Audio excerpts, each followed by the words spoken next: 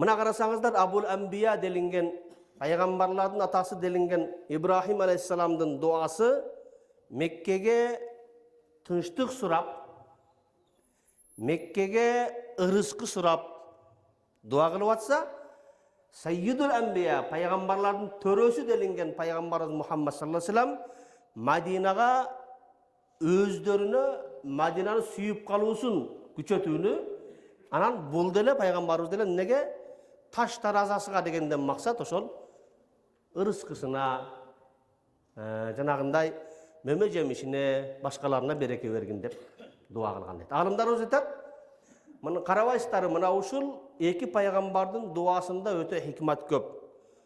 Булар эки нерсени Кудайдан сурап атат мекен үчүн дейт. Мекен үчүн эки нерсени сурап атат. Биринчиси тынчтык, экинчиси береке. Биринчиси тынчтык, экинчиси ошол инсандардын ырыскысынын берекеси. Бул эки неемат өтө чоң неемат. Ушул эки неемат бар болгондо гана мамлекет өнүгөт, өсөт. Элдин турмушу бардар болот, эл жыргал турмушта жашайт. Эгерде мына ушул айтылып өтүлгөн эки тынчтыктын бирөөсү же экөөсү жок болсо,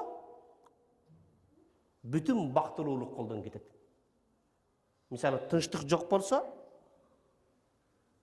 ал сенин миң берекелүү эгинтигиниң болгону менен көзгө көрүнүп турган чыныгы берекеси болбойт. Кудай сактасын.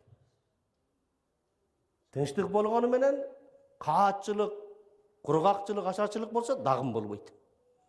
Ошондуктан мына ушул эки неематтын дайыма уланып туруусун Кудайдан сурап, биз мекенибизде дайыма тынчтык болсун, мекенибизде дайыма инсанияттын, жан-жаттын бүтүн бардыгынын ырыскысы берекелүү болсун деп дуа кылып туруубуз, сөзүмдүн башында айткандай, мусулмандык милдетибиз экен туугандар.